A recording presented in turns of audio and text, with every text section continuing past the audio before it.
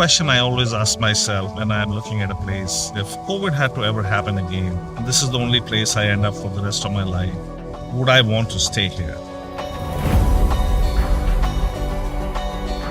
We are in locations where you have to make an effort to get there. And I think that's a very critical part of the experience. I almost put as much emphasis on the journey as I put on the destination.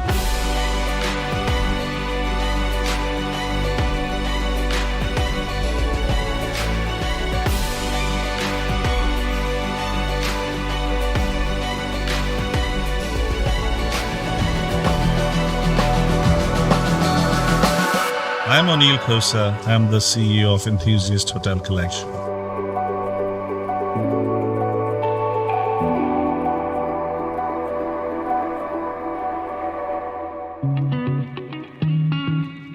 Water means a lot to me. I'm at my best. I'm calm, composed whenever I'm close to water.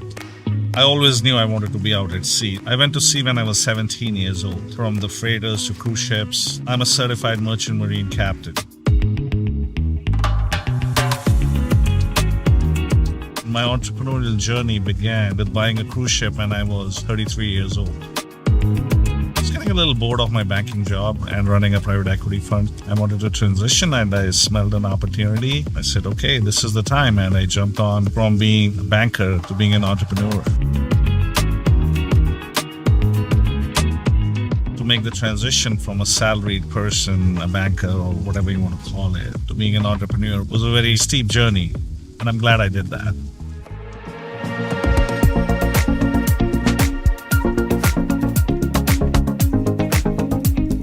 I was the CEO of Bahamas Paradise Cruise Line for about 6 years. For me, what I'm doing is actually cruising on land. On a cruise ship, you go through the oceans to get to the destinations. You're cruising on land. You're driving 3 to 4 hours to get to our bespoke locations.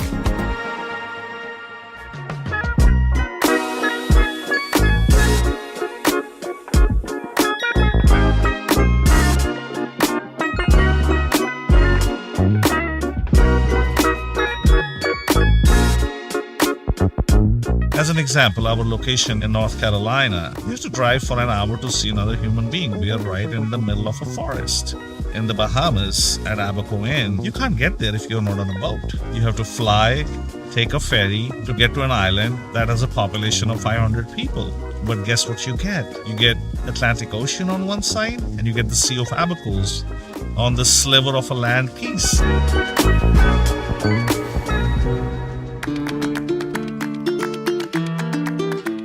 Going to Antarctica, you have to make an effort to get there, to see Antarctica. Our locations are the same. And that's why we drive people who are enthusiasts.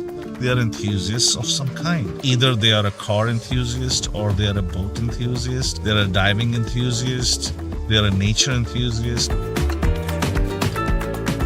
We are a group of enthusiast people serving other enthusiast people. We are not very far off the major metros. We are 3 to 4 hours away. But I also believe that's a very critical part of the experience because we live in a very automated world right now.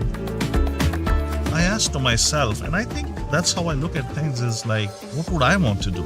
So when was the last time I got into a car with my wife or you with your partner for 3-4 hours and had an uninterrupted chat? If you fly into San Francisco and then you take a 4-hour ride to get to Brewery Gulch Inn, you've had quality 4 hours of interaction and time with your partner, with your spouse, through the Redwoods, through Sonoma. By the time you reach Brewery Gulch Inn, it's already very full of pleasure. It's already very rejuvenating. You've had a great ride. You had a great chat with your partner. You've kind of rediscovered yourself already. And then an amazing fireplace welcomes you, a very amazing staff member welcomes you. It puts you in a different mood.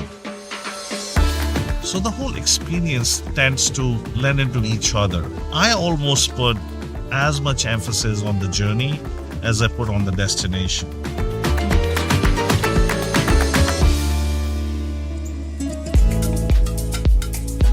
Enthusiast Hotel Collection is not about geography.